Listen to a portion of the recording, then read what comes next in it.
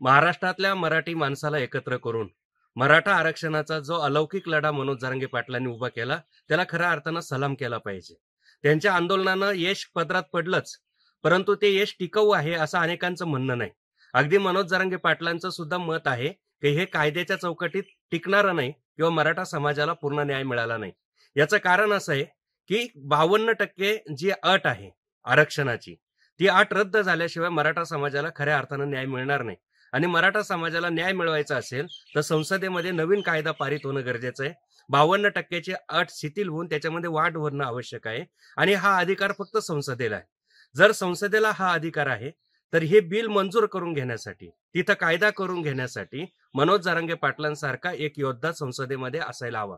जसं राजू शेट्टी साहेबांनी आयुष्यभर रस्त्यावरती शेतकऱ्यांचा लढा लढला, पण त्याचबरोबर ते संसदेत गेले आणि उसाचे FRP सारखा कायदा करून घेतला. जे चुकीचं भूमी अधिग्रहण बिल होतं ते उधळून लावलं. हे राजू शेट्टी साहेब संसदेत होते म्हणून शक्य झालं. अगदी तसंच जर मराठा समाजाला टिकणारं आरक्षण, कायद्याच्या चौकटीतलं आरक्षण हवं असल्यास मनोज जरांगे पाटील यांनी संसदेमध्ये जायला पाहिजे. यासाठी लोकसभेची निवडणूक त्यांनी लढवायला हवी. जालना मतदारसंघातून त्यांनी निवडणुकीला जर ते उभे राहत असतील आणि त्यांनी स्वतंत्रपणे राहावं ही आमची भूमिका आहे. म्हणजे त्यांनी काँग्रेस आघाडी बरोबर जाऊ नये, त्यांनी भाजप आघाडी बरोबर जाऊ नये. म्हणजे उद्या सरकार कोणाचंही येऊ द्या, त्या सरकारशी अगदी मोकळ्या मनानं, खुलेपणानं दोन हात करण्याचं स्वातंत्र्य त्यांचं अबाधित राहील जर ते स्वतंत्रपणे लढले तर. आणि त्यांनी संसदेत जावं, त्यांनी निवडणूक लढवावी ही आमची भूमिका आहे. आणि जर जालना मतदारसंघातून मनोज जरांगे पाटील उभे राहत असतील, संसदेची निवडणूक स्वतंत्रपणे लढवत असतील, तर त्याला स्वाभिमानी शेतकरी संघटनेचा पाठिंबा आहे.